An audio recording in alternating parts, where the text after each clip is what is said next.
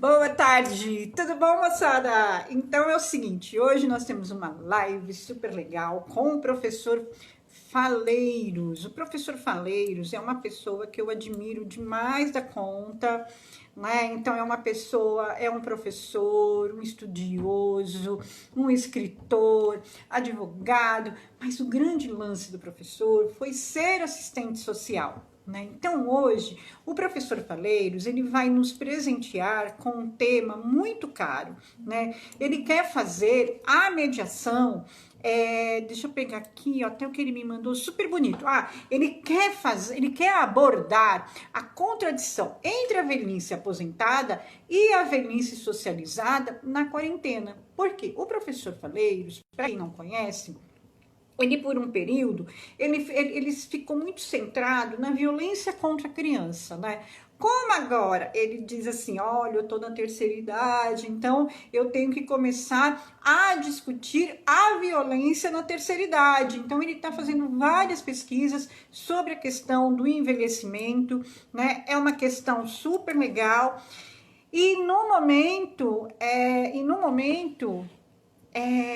Desculpa aqui que isso aqui, né, live assim, a gente não é profissional e a gente vai fazer. Então, assim, neste momento que nós temos pessoas dizendo que bom que idoso morre porque sobra dinheiro para previdência, é muito triste. Então, assim, de verdade, eu não. Oi, quem que é? Deixa eu ver aqui. Daniel Lírios, eu também estou numa grande expectativa nessa live. Pectol, Ingrid, Beleza, Zi, então todo esse pessoal que está entrando aí, a minha expectativa também é grande, porque assim, eu sou assistente social, né? Eu sou formada há 30 anos e o Faleiros foi um dos autores que esteve durante a minha formação e continua. Então, uma dica para vocês que, se quiserem ler o professor Faleiros, tem um livro muito legal que chama Saber Profissional, Poder Institucional, tá? Nós já estamos chamando aqui o professor Faleiros, ele já mandou uma resposta dizendo que ele já estava a postos, então ele já deve estar entrando, né? Daqui mais alguns minutos ele já entra. E assim, gente, professor Faleiros é uma referência sim, Ingrid, com toda certeza. Olha o pessoal aqui, assistência social, Nunes chegando, Costa Adriana 12 chegando. Gente, quanta gente boa, né? E num momento assim super difícil que nós estamos vendo todas as manifestações na Paulista, manifestações em Belo Horizonte, está rolando manifestação agora no Rio de Janeiro pelos assassinatos dos jovens. Então, assim, olá, Marcinho da Odara, coisa boa te encontrar aqui também, viu, meu amigo? Assim, só esperando mesmo, porque ele me disse assim, já estou a postos e a gente está aqui chamando. Vai ver que algum probleminha lá na internet, mas a gente está aqui chamando ele no WhatsApp, tá bom? Então, assim, uma das coisas que eu acho que é legal vocês que estão aqui assistindo, vão mandando as perguntas, vão mandando considerações, e na medida do possível a gente vai buscar dialogar, responder, porque assim fica uma live muito legal, fica uma live participativa, né? Fica uma live muito bom. Pectol, não sei se você sabe, mas sou um ativista sessentão, sou jornalista bravo. Pectol, você é referência aqui em Santo André, né, meu amigo? Maior respeito por você, né? Então, assim, gente, só para, né, assim, só para entender aqui, vamos ver aqui que eu vou chamar o professor de novo, né? Já estou, cadê ele aqui? Adriana, ele disse aqui, já estou a postos, né? Então, vamos lá, professor. Estou só esperando aqui o senhor. Suelma, querida, a gente só está aguardando aqui o professor Faleiros informar que já está chegando, né? Deve ter algum probleminha lá de transmissão, mas ele já está aqui conosco, tá? Então, é assim, gente. Mandem as suas perguntas, mandem as suas considerações. Suelma, eu estava falando agora, né, que no Rio de Janeiro daqui a pouco começam as manifestações pelos assassinatos de tantos jovens negros e que para o Brasil e para o mundo parece que o pecado é a cor da pele, né? E assim, a Suelma é uma assistente social que eu amo de paixão e eu e Suelma, o que a gente se difere, né? Ah, muito bem, vamos lá. Chegando, Edna Pereira, meu amor, também chegando, né? Professor, falei aqui. Ai, que coisa boa. Oi, professor! Tudo bom, querido? Tudo bem? Tá cheio de gente esperando o senhor. Tá, é um prazer falar com você. Também, professor, olha, muito, muito bom estarmos juntos de novo, né? Num tema extremamente importante, como eu estava falando com o pessoal, que no momento que se faz toda uma política para se exterminar as pessoas idosas, para sobrar mais dinheiro para aposentadoria, então nós, do Serviço Social, vamos vir e fazer o contraponto, né, professor? Isso aí. Boa tarde. É um prazer estar conversando com você. Tá nesse momento de crise e principalmente de, como você disse, de discriminação contra as pessoas idosas. E essa discriminação é fruto do preconceito, né? Existe um preconceito e também uma representação social de que a pessoa idosa é inútil, improdutiva, descartável. Tem uma informação que depois a Solange Vieira negou, né, numa reunião que ela fez com o Ministério da Saúde. Ela disse: é bom que os idosos morram porque é menos ônus para nós. Ai, é muito dolorido. E essa reportagem foi desmentida pela SUSEP, Superintendência de Seguros Privados, mas não foi desmentida por ela. Mas existe esse preconceito. E existe também uma discussão de prioridade na UTI, não é? De que se tiver menos UTIs ofertadas e houver um jovem e um idoso, a preferência é para que o idoso seja descartado, que morra o idoso, que seja atendido o mais jovem. As pesquisas mostram que um idoso que morre, em média, está perdendo 10 anos de vida, não é? Não, morrendo na pandemia. Então, nós estamos num critério gerontocida, quer dizer, de excluir os velhos da sociedade e deixar fazer uma sociedade de jovens produtivas.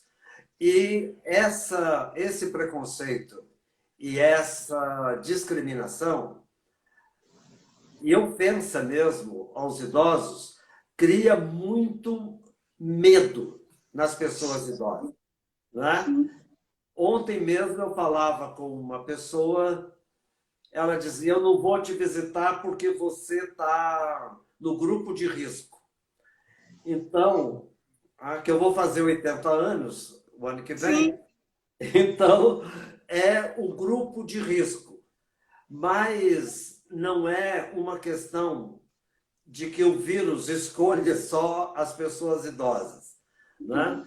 Ele atinge todas as idades e o maior risco é ter comorbidade, né? É a pessoa ter afecções, doenças cardíacas, pulmonares, ter pressão alta, obesidade, diabetes. Então, a comorbidade acentua a infecção pelo vírus. Mas a idade em si não é um critério, né, para excluir alguém. Mas não Sim, é só nessa pandemia que a pessoa idosa é excluída. Pré-pandemia, havia já um preconceito de que o idoso deve entregar seus bens aos mais jovens, de que não deve curtir a vida, deve deixar tudo de herança, deve cuidar de netos e não é cuidar, isso que eu ia falar. né? E não cuidar de si, de que deve ficar isolado. A palavra aposentadoria vem daí, né? Diz ficar nos aposentos e sair do mundo do trabalho. Porque a mediação fundamental da existência é o trabalho. Seja o trabalho fora de casa, seja o trabalho dentro de casa, na roça, na horta, na limpeza, numa instituição. Então, nós nos constituímos sujeitos, né, de si mesmo, exercendo o trabalho. Então, a pessoa idosa, ela é vista como excluída do mundo do trabalho. Não é? Sim.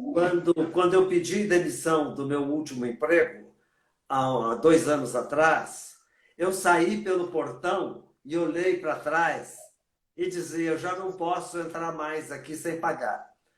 Então, quer dizer, eu não fazia mais parte daquele grupo. Sim, Então, o mundo do trabalho é um mundo que faz a gente participar da produção. Mas, andando pela rua, né, eu vi que eu tinha muita participação fora do trabalho.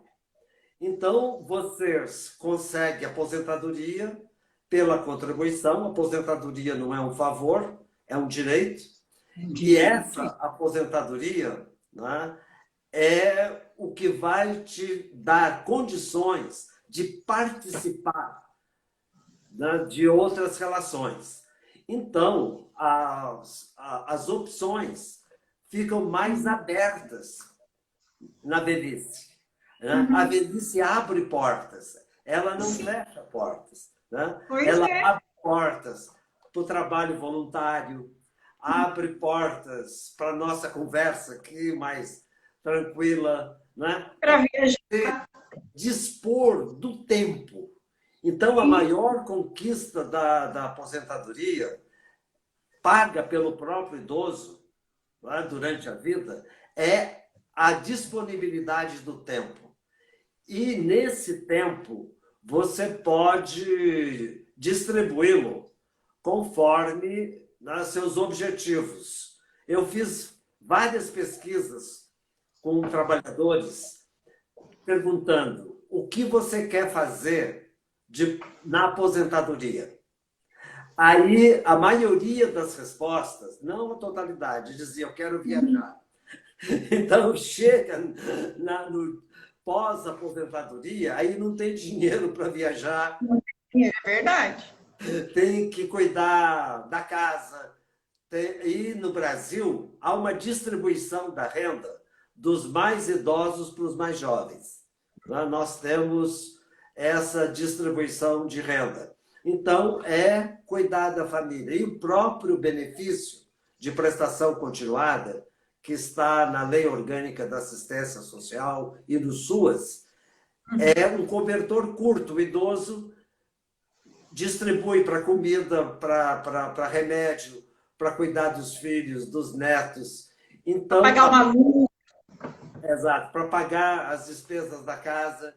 Então, a aposentadoria ou o benefício é uma condição, né, de vida própria para aquele momento do tempo da vida. Então, e as opções são muito limitadas também. Você tem o mundo aberto, mas se limita pela renda, né, pelos contatos, pela própria declínio da velhice, né? Que a velhice é uma etapa de declínio físico, né? Você vai perdendo funcionalidade, perde funcionalidade no andar, né? Com afecções diferentes. Cada pessoa tem uma história, né? E a Sim, história do trabalho vai influenciar também nessa perda da funcionalidade. Um trabalhador né, sujeito às poluições, ele vai ter infecção pulmonar mais, na velhice. Né? Os mineiros, por exemplo, né? Asbestoses, né? Que trabalham com amianto, né? Vai ter mais perda no pulmão. Né? Então, a doença, né, na velhice provém da própria condição física, mas também da história de vida de cada trabalhador. Né? Uma mulher que trabalhou a vida inteira na roça, plantando, né, no frio, sem energia, sem aquecimento dentro de casa, condições, ela vai ter mais reumatismo. Né? Uma pessoa que bebeu a vida inteira, né?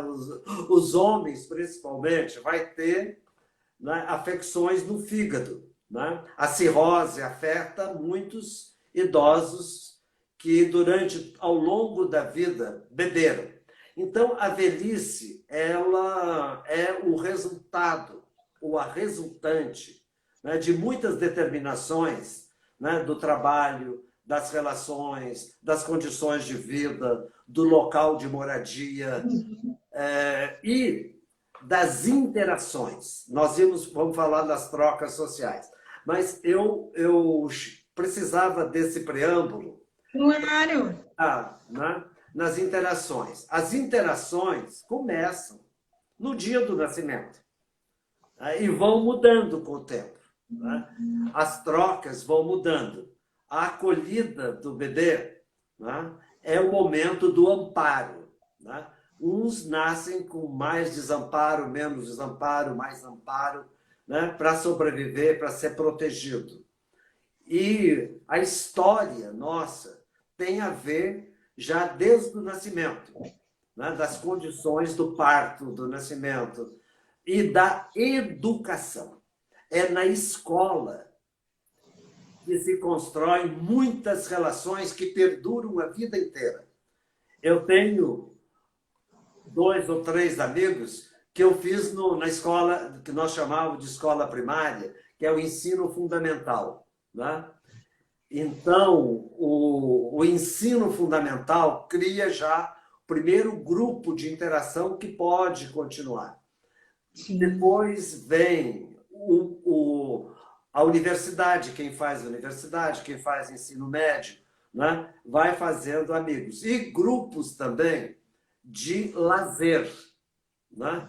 Nas relações de escola, de lazer, e hoje na internet. Né? Você pode fazer amigos e fazer interação, mas o WhatsApp, o Facebook, para citar 2 aplicativos, né, são formas também muito mais distantes, né, do dia a dia. Há casamentos hoje que se realizam, né, pelos aplicativos. E todo esse relacionamento, né, ele se mantém pela troca. Então, não é o relacionamento em si, mas é a troca, a reciprocidade. Então, uma troca é um momento de reciprocidade. Né? Nós estamos conversando aqui, não te conheço ainda pessoalmente, mas estamos no momento de reciprocidade. Então, a Sol Massari já é uma referência, né, de reciprocidade, como a Ingrid Quintão, que fiz uma entrevista comigo outro dia no Instagram, é uma reciprocidade que eu tenho, né, a partir do trabalho, da minha função de orientador, de professor. Então, o tipo de trabalho, e a escola são os dois momentos que vão criando reciprocidades. E nas comunidades tem os vizinhos. A vizinhança é um processo também que pode estar murada, né? Apartamentos estão murados, mas pode também levar à reciprocidade, à troca do sal, do azeite, do arroz, do cuidado das crianças. E nas comunidades da periferia, né, a sobrevivência depende muito da reciprocidade, não é? Porque é nesse lugar onde as pessoas sobrevivem com o outro, né? Sem o outro não existe o eu. Então, a reciprocidade é essa construção. Eu sou o vizinho da Dona Maria, ela é minha vizinha, eu posso contar com ela. Então, a interação ela tem diferentes graus, né? Em que você pode contar no momento mais de necessidade ou de menos necessidade. Então, Eu estava lendo um livro. Isso. Eu estava lendo um livro que é de Montfort. É um livro de 1961, que ele fala sobre a construção da cidade. E tem uma passagem, só para dar uma ilustrada no que você está trazendo, professor, que ele diz assim, que na Idade Média, até para você ser ladrão, você tinha que pertencer a um grupo. Senão você não era considerado um ladrão, se você não... Então, essa reciprocidade, a gente vai procurando pessoas que são próximas. É isso que o senhor está trazendo? Né? Porque assim, eu sou próximo ao senhor porque eu sou recíproca ao seu conhecimento, ao que você passa, ao que você fala. Então, eu me identifico na sua essência. Né? É isso que o senhor está trazendo? Ou eu estou enganada? Não é só essa identidade simbólica. É uma troca real. A identidade simbólica ela é muito importante porque é uma referência também de consideração, né, para uma pessoa que contribuiu, né, no momento dado. Mas a troca real é uma troca na produção de si mesmo, né, na produção do outro e na produção da vida. Né? Então, a pandemia está ameaçando a vida. E a gente precisa do outro. Né? Então, a palavra isolamento ela tem uma conotação um pouco de desligamento.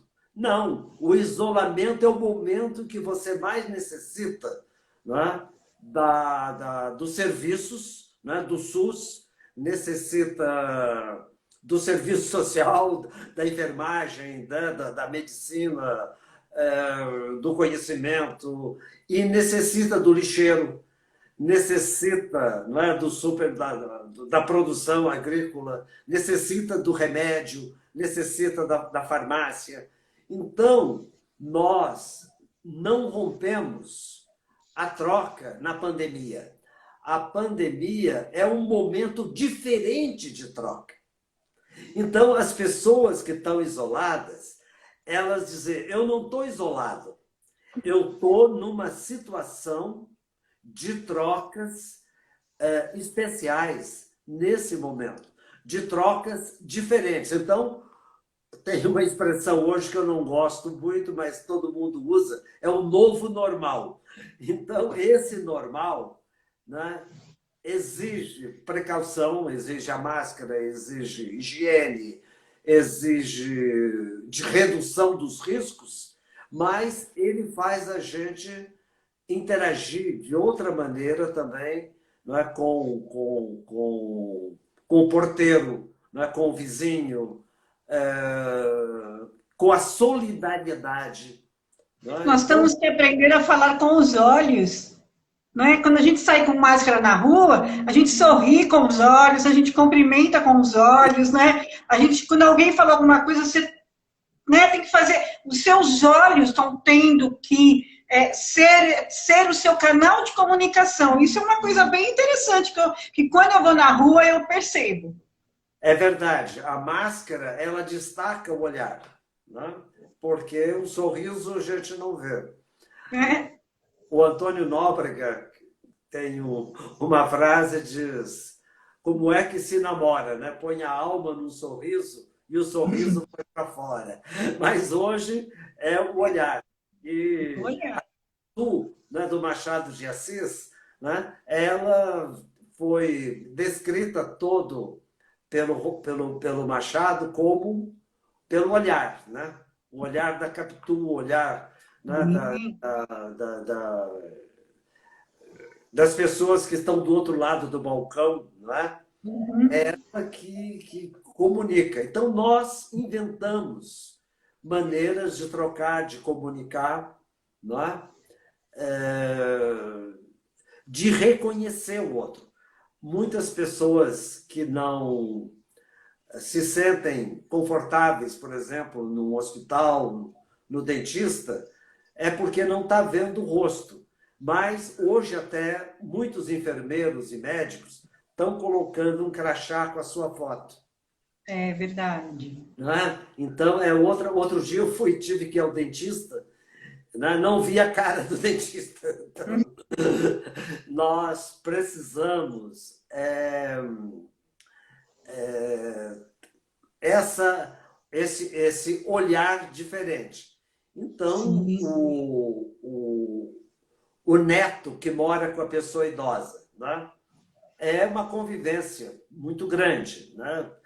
Grande parte, não a totalidade, dos idosos, das idosas vivem com filho ou neto, ou os dois dentro de casa. Então, o idoso ele não está sozinho, na maioria dos casos. Claro, existe uma proporção de idosos que moram sós, talvez 10% dos 30 milhões de idosos do Brasil, né, são 3 milhões, estejam morando só. Mas aí é preciso a interação nessa nova condição, aprender a interagir, né, nessa nova condição. Então, o isolamento ele não corta a interação, mas modifica a interação. E a gente vai tendo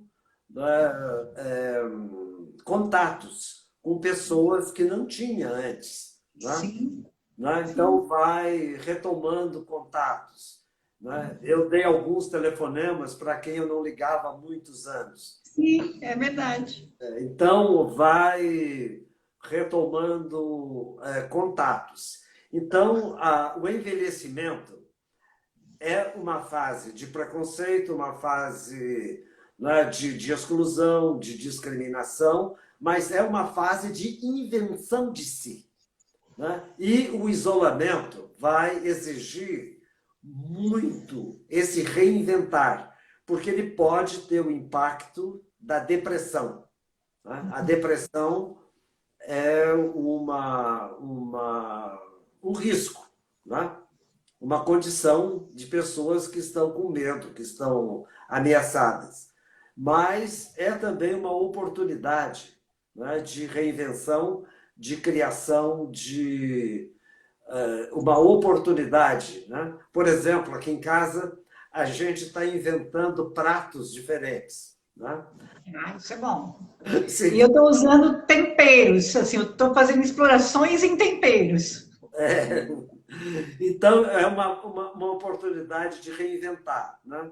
Que a nossa auxiliar caseira, né, ela está paga para não vir em casa. Então, nós temos que reinventar, né, o alimento, temos que reinventar a limpeza, reinventar o dia, inclusive.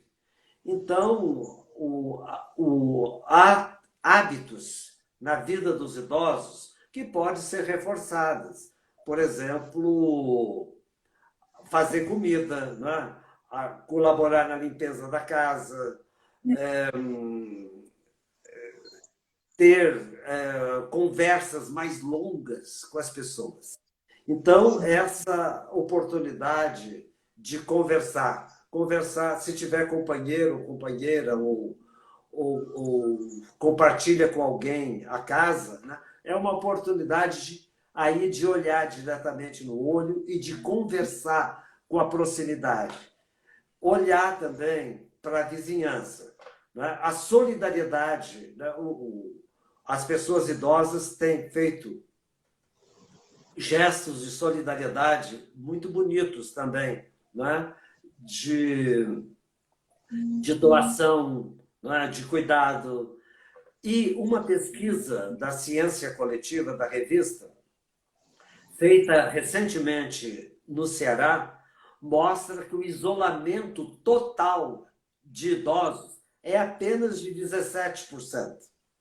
Né? Então, mais de 80% está com contatos também físicos. Né? Sim.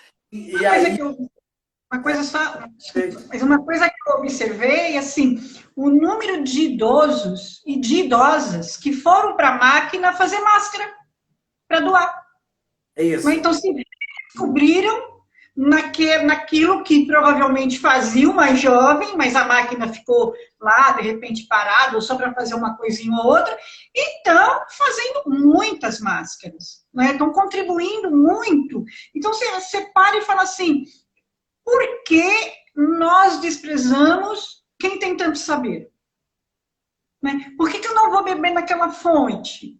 Né? Por que eu tenho que achar que o idoso é chato, que o idoso perturba? Ou então, professor, aquela coisa de ficar tratando o idoso igual bebezinho. Ai, que bonitinho, ele sabe mexer no WhatsApp. Eu tenho horror disso.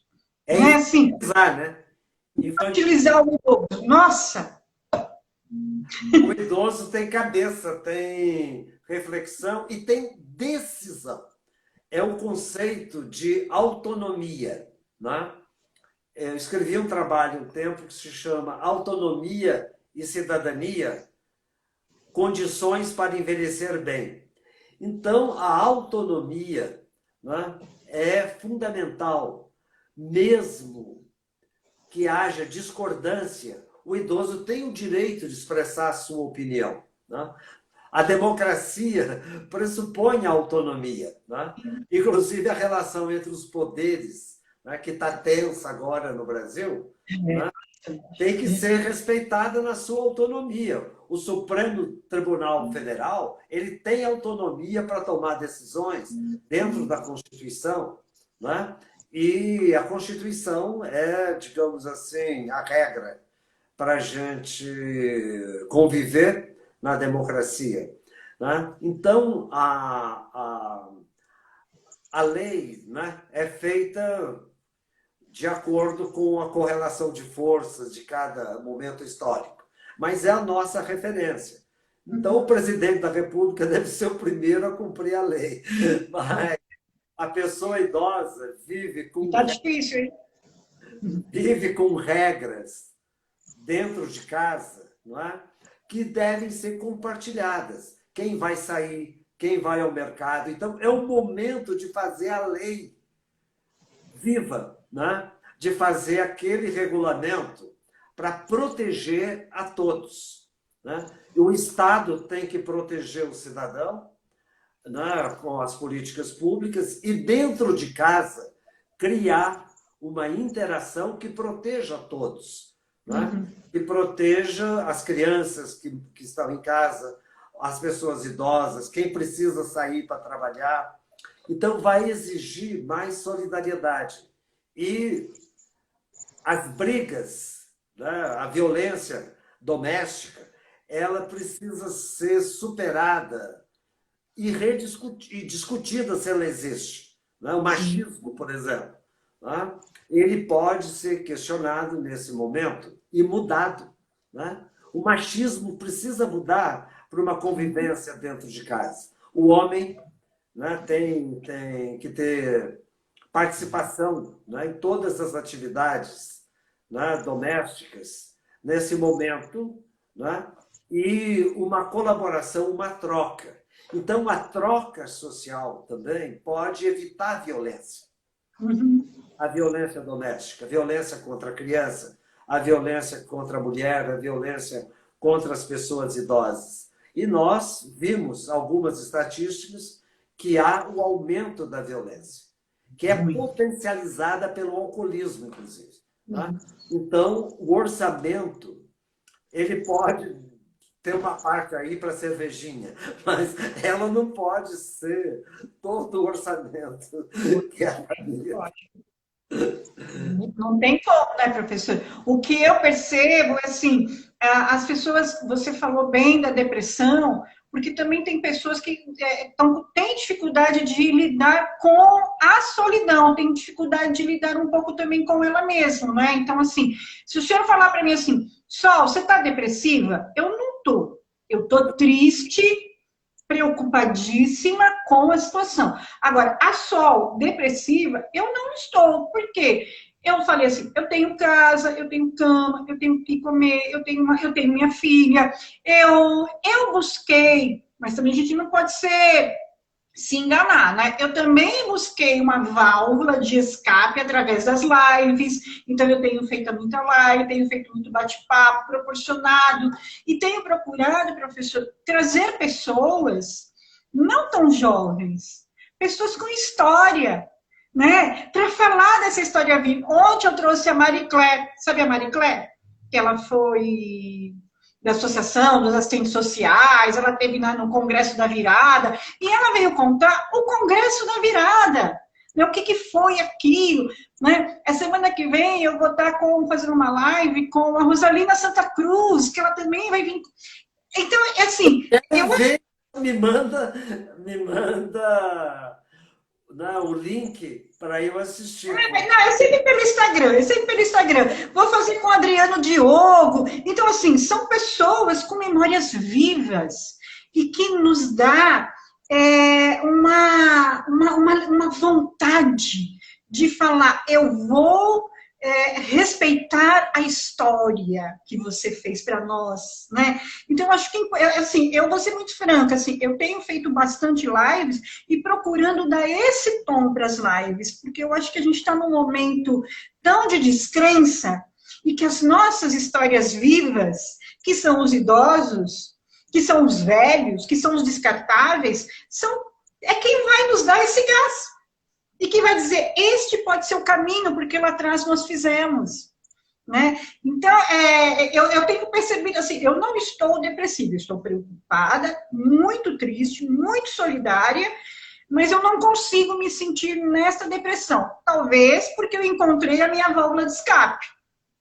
Tá certo. Porque eu também não sou tão novinha, professora. Esse ano eu faço 55 anos. Então, assim, né, eu já não tenho mais 20, né? Então, você vai caminhando aí também. Eu olho para trás e falo, nossa, quando eu tinha 20, meu Deus, né? Mas eu gosto de ter 55, eu curto, na boa. Tá ótimo. Eu me sinto na velhice como um momento da vida, entendeu? A velhice não é o fim da vida. Né? A pandemia nos colocou muito a consciência da finitude. Quer dizer, eu posso morrer. E a morte nos traz, vamos dizer assim, a consciência da finitude. E essa consciência da finitude, né, do ser para a morte, ela nos coloca também o desejo da vida. Né? Quer dizer, né, o próprio Freud falava do thanatos, né, da morte e da libido, da vida. Então, essa contradição agora se acentuou. A consciência da nossa finitude, mas é uma finitude não do idoso, é uma finitude da humanidade. Né? A humanidade é finita. Né? Então, nós temos que tomar consciência de que podemos morrer a qualquer momento. Né? Mas, claro que a curva da morte aumenta com a idade. Né? Quanto mais próximo, mais idoso, você tem mais chance, né, de morrer. Mas pode morrer de qualquer coisa. Né? A maioria das mortes de idosos é por questão de AVC, né? Do coração ou do cerebral, né? São doenças, né? Da circulação, vamos dizer assim, né? Problemas circulatórios. Depois vem o câncer, né? Que é a segunda causa de morte das pessoas idosas. Mas o coronavírus, ele colocou muita ameaça para as pessoas que viviam em instituições de longa permanência. Porque aí o contágio foi muito grave. Nós temos um grupo, né, de defesa das ILPIs. É um grupo grande, tem parlamentares, tem médicos, assistentes sociais, psicólogos, profissionais, enfermeiros. Então, esse grupo, né, fez um protocolo de proteção das ILPIs e as parlamentares que participam do grupo conseguiram uma liberação de dinheiro de emergência para as ILPIs. Né? Então, nós temos que proteger esse grupo que vive em ILPIs. Existe também solidariedade até de empresários que oferecem vagas em hotéis para as pessoas da periferia poderem se isolar de outra maneira. A família também tem muita solidariedade com pessoas idosas. Então, nós vivemos numa sociedade em que o capitalismo exterminador, o neoliberalismo, acha que o idoso é um peso. Mas há também, né, a tradição familiar das sociedades tradicionais que vem na velhice um momento de aprendizagem, uns aprendendo com os outros na relação intergeracional entre idosos e jovens e na relação intrageracional, que é entre pessoas da mesma geração. Então, nós temos, né, uma possibilidade de uma nova convivência com a velhice na pandemia. Né? Conviver com a velhice. Vi uma pergunta aqui há pouco sobre o Dia da Violência contra a pessoa idosa, que é o dia 15 de junho, é o Dia Mundial de Combate à Violência. Eu estudo isso há muito tempo, tem até um livro publicado pela editora da Universidade Católica de Brasília, né, sobre a violência contra a pessoa idosa, que foi uma pesquisa de 14.400 denúncias. É a maior do Brasil, né, em termos quantitativos. E nessa pesquisa, nós descobrimos, reafirmamos, que a violência contra o idoso maior denunciada e presente é a negligência. Então, é a negligência do Estado e a negligência da família. Né? E a autonegligência também. Né? O idoso não cuidar de si. Né? Então, a negligência é uma forma de violência que se traduz, muitas vezes, em violência física, né? Principalmente em relação ao idoso dependente. A dependência é uma condição de perda da funcionalidade, seja para comer, seja para andar, seja para se vestir, não é? Para a vida diária. E aí exige o suporte. O suporte que vem dos mais próximos, né, com o cuidador, com os cuidadores, e o suporte que vem do Estado, mas sem uma política pública de suporte, né, nós não temos condições, né, de cuidar da dependência. Então, é preciso de uma política pública. Então, mas a dependência atinge, considerando tudo, em torno de 7% das pessoas idosas. Né? Então, nós temos uma grande maioria das pessoas idosas que são autônomos com alguma dificuldade. Né? Então, as dificuldades estão em todas as fases da vida. A criança, né, tem dificuldade de comer. Então, Claro. Agora, o que às vezes eu percebo, professor, que também assim me incomoda, é que às vezes a, tem uma certa. Posso estar errada no que eu vou falar e o senhor me corrige, porque a gente está aqui, eu estou aprendendo também, não é? Interessante. É isso, assim, eu sinto às vezes que o idoso, a idosa, ela também é violentada quando uma pessoa mais jovem não compreende que ela fez aquilo a vida inteira e quando ela chega na idade de idoso, ela vai querer continuar fazendo, e aí não pode. Né? Aí, assim, claro que às vezes você tem que cuidar de uma pessoa com mais dificuldade de caminhar, né? Tem os seus cuidados, porque o corpo é uma máquina e essa máquina, ela necessita. Mas eu vou dar um exemplo assim, por exemplo, meu pai ama, meu pai tem mais de 80 anos, meu pai ama jogar fliperama, ou fliperama, videogame, né? Ele joga um videogame que ele dá de 10-0 em mim. Como que você tira um videogame? Vai fazer mal? Não vai fazer mal, ele sempre jogou. Né? Ele aprendeu algumas palavras em inglês por conta do videogame. Ele tem uma percepção por conta do videogame. Né? Então, claro que a gente não tira nunca, né? Mas a gente sabe que teria pessoas que falam, não, isso vai fazer mal, ele é idoso, ele não pode mais. Como não pode mais? Então, eu estou dando um pequeno exemplo, mas o que eu percebo é assim, que tem pessoas mais jovens que acham que um homem e que uma mulher que sempre fez alguma coisa, numa determinada idade não pode mais. Eu entendo isso como uma violência, porque assim, por que não pode mais? Só porque tem 80 anos? Só porque tem 85? Só porque tem 70? Por que não pode? Aqui no meu prédio... Oi? Importante, porque nós temos que perceber que você pode fazer a mesma coisa de uma maneira diferente. Então, pode fazer mais lento, pode fazer pela esquerda e não pela direita, pode. Então, nada, não é, pode ser proibido, mas tem que ser inventado, aprender, porque muita gente coloca barreiras do idoso e a cozinha, por exemplo. Uhum. Até para proteger as pessoas idosas. Mas tem que colocar a mesa, a faca, né, mais próxima. Ele vai cortar mais lentamente.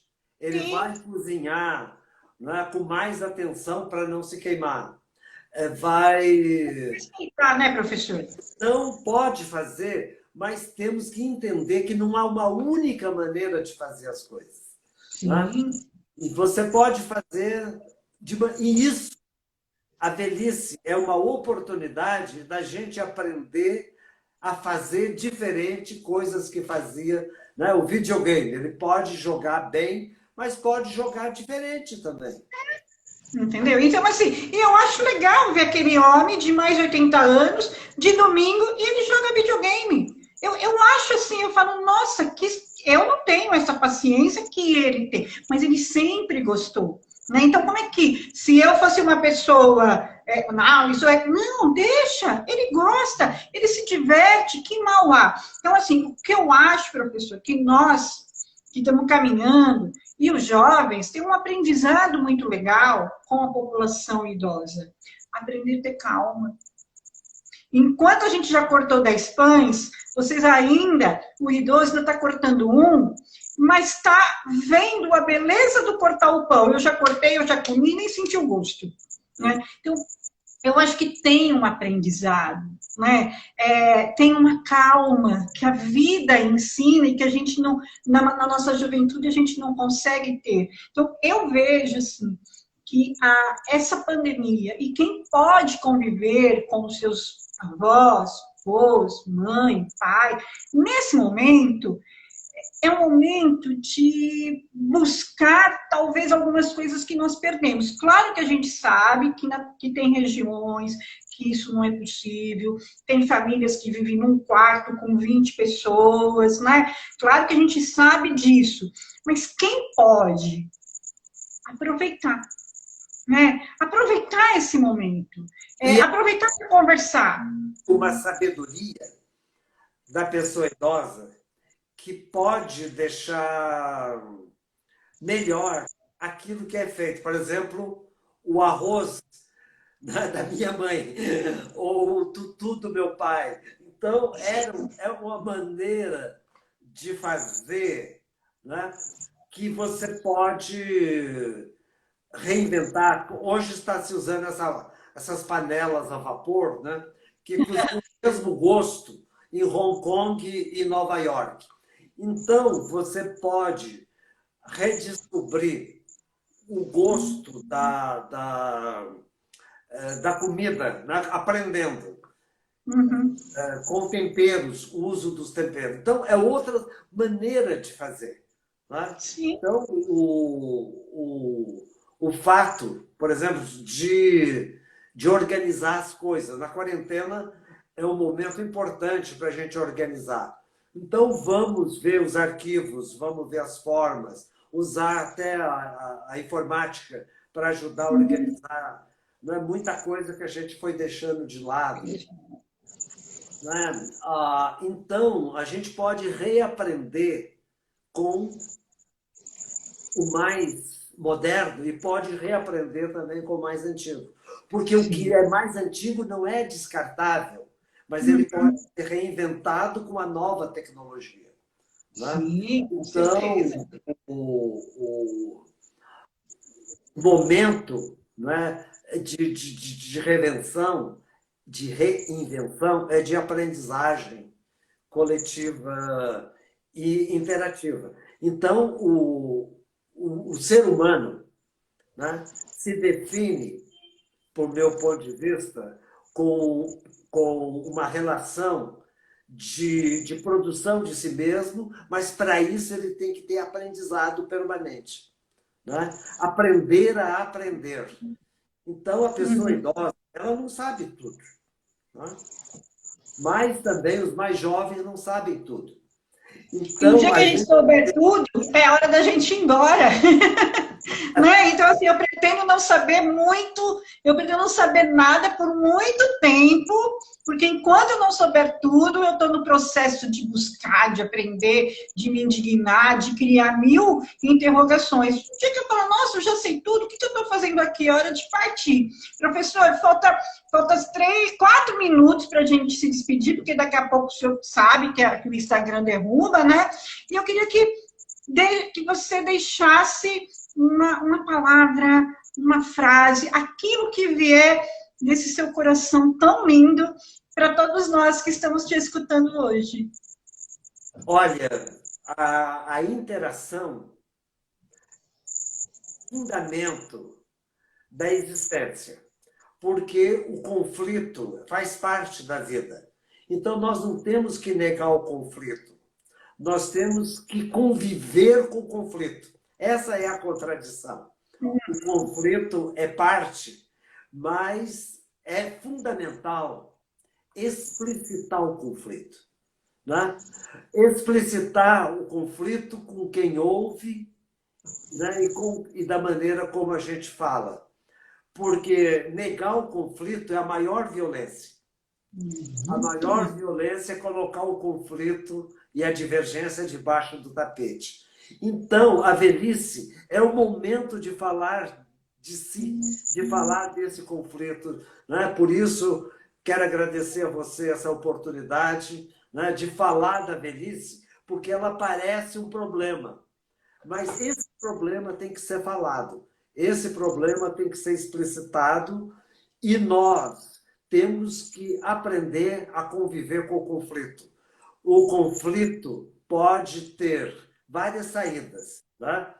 Uma saída mais agressiva, uma saída, né, mais de confronto, mas também o conflito ele precisa ser explicitado para a gente encontrar uma saída de convivência.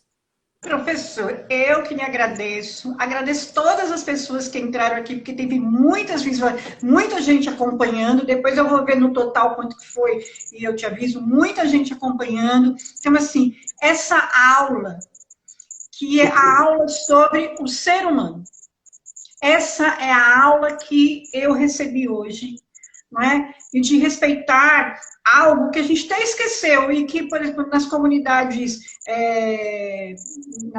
no povo cigano se fala, né? Respeitar o ancião. O ancião, né? Que a gente nem fala mais ancião e não é uma palavra feia. Ele é o saber, né? Os índios vão conversar com quem? Com os pajés, né? Com os mais velhos da tribo, porque ele já tem a sabedoria e que ele pode nos auxiliar. Né? Então, assim, beber da fonte, como diz a professora Martinelli, beber da fonte. Quem é a fonte? Né? São as histórias vivas. Então, assim, professor, eu estou muito, muito grata por ter, né, disponibilizado também esse tempo. Quem não conhece o professor, ele é de Brasília, então é São Paulo e Brasília conversando, que também isso é uma vantagem das tecnologias, né? Eu vou fazer uma live com uma militante, ativista do movimento de hanseníase de Manaus. Então, ela vai vir contar um pouco como é que esse movimento da hanseníase, e ela foi moradora da colônia, com 18 anos. Então, olha só, eu aqui e ela em Manaus, e a gente vai conseguir conversar. Então, isso é uma das vantagens da tecnologia. Então, assim, eu agradeço muito, professor, né? Sempre soube da sua generosidade através dos seus livros. Essa semana, inclusive, eu até usei textos seus para poder me embasar numa live que eu fui chamada. Que você possa, professor, sempre estar junto de nós, com vida, com essa saúde, com essa harmonia, esse homem, esse ser social, não é homem, esse ser social que chama-se Vicente de Paula Faleiros. E que eu sempre amei. Vamos nos encontrar aqui. Vamos sim, professor. Vamos sim. Quando acabar tudo isso, eu vou passar férias em Brasília e vou procurar pelo senhor. Vamos tomar um vinho junto. Oba, vamos lá. Professor, gente, vai cair a internet. Muito obrigada por todo mundo. Professor, muito obrigado. Outros temas que o senhor quiser vir trazer, vamos combinar, vamos fazer encontros com faleiros. A gente pode fazer um programa assim. E se você quiser, tá, professor? Fica na boa. A gente pode combinar isso depois, porque você é 10, professor. Eu amo o senhor, saiba disso. Bom, foi um prazer conhecê-lo. Tá bom, querido. Um beijo, até mais. Tchau, gente. Tchau para todo mundo, viu? Tchau. Tchau. Tchau.